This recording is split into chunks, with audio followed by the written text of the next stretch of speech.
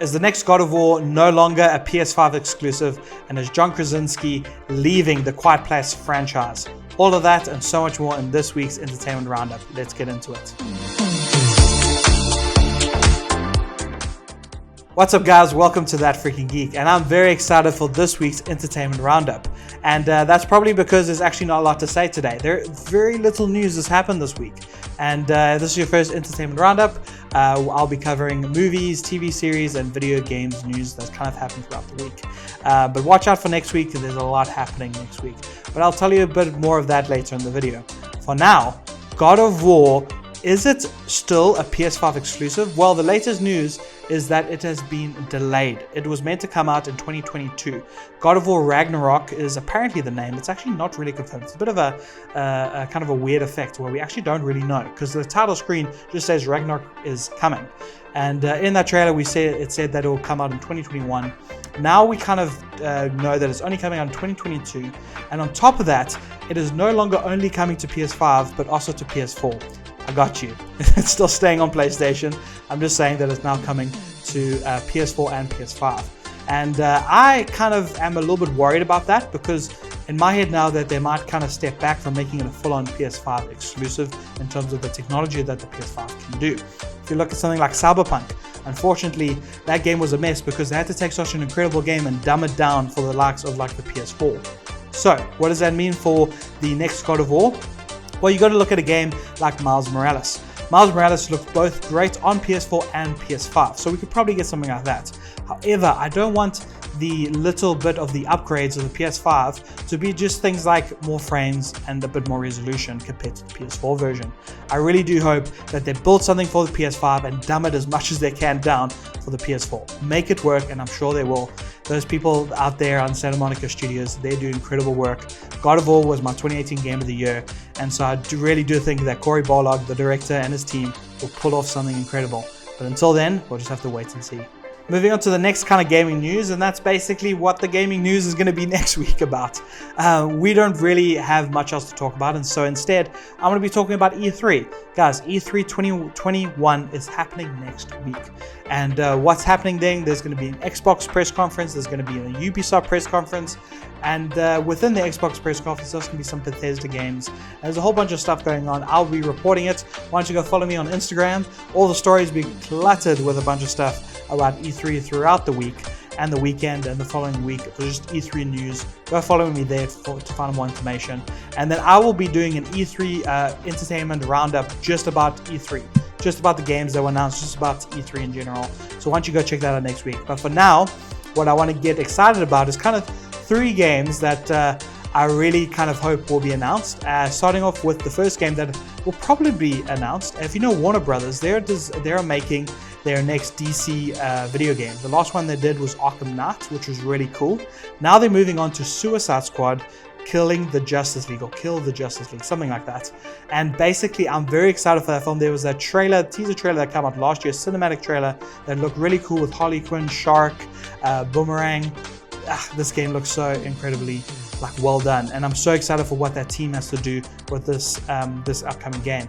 Will we get something about it? Probably. I'm hoping we'll get to see something, but I guess we'll just have to wait and see. The next game that we'll probably won't see but will be a nice surprise would be Ubisoft Star Wars game. That's right, Ubisoft is designing an open world Star Wars game.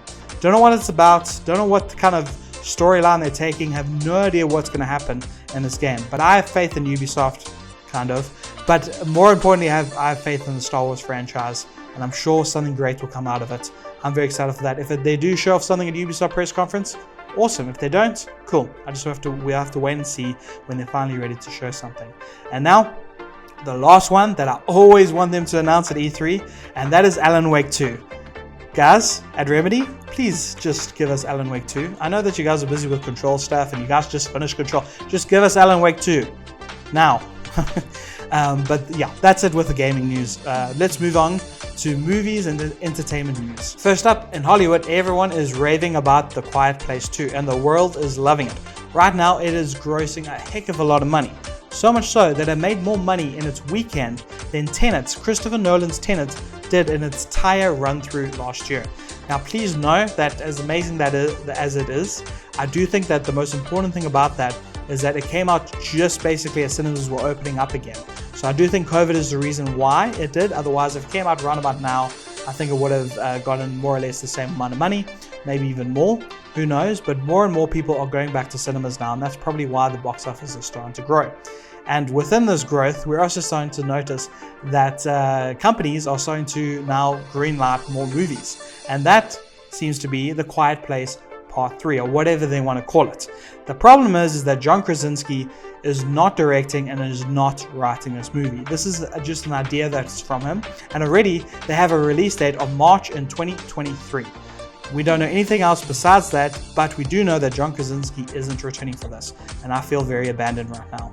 But if it means maybe we get a spin-off, maybe something along the lines of a different family that they follow, I'm not sure. But what I do know is that I'm very sad to see John go, and I'm excited for this part 3 or whatever they want to call it, but I'm not going to necessarily throw the kitchen sink at it, because I think without John it might not do as well, but we'll see. Talking about movies making a lot of money right now, Cruella has come to the cinemas this past weekend and has done a fantastic job at bringing in that money. And the next Cruella is already greenlit. Yeah, that's right. Cruella 2 has already been greenlit. Emma Stone is going to return, and so is the director and writer. And just so that you know, I don't know if anyone's seen it. I have. I really enjoyed it. Don't go out and go watch it right now. Start carry on watching this video first, and then maybe go and do what you wanted to do. But for now, Cruella is really good. It's lots of fun. It's a great Disney PG-13 movie. Emma Stone kills it. I mean, she kills it in every movie she's in. And yeah, I'm looking forward to this Cruella 2. Obviously, I'm not going to flip and go out and watch it straight away. I will eventually watch it whenever it comes out. But I thought that was quite interesting, how quickly they greenlit a Cruella 2. And must have done that well in the box office. To end off the entertainment roundup for today, we have a photo of a very buff man. I mean, hang on, no, it's the fact that Thor: Love and Thunder has wrapped filming. And it looks really cool and buff, and Taika Waititi looks really small, and Chris Hemsworth looks huge. That's all the photo really tells us. We don't know anything else about Love and Thunder other than the fact that it comes out in the beginning of next year. I'm really looking forward to it. Taika Waititi absolutely smashed it in Thor 3. I almost said Thor 2. Thor 3. He directed it, and I cannot wait for this movie. It's going to be hilarious. I can't wait for it. And that is it for today's entertainment roundup. If you enjoyed it, why don't you give it a like? If you're following us on Instagram, why don't you go follow us on YouTube? If you're following us on YouTube, why don't you go follow us on Instagram? Thanks so much. I'll see you on the next one. Cheers.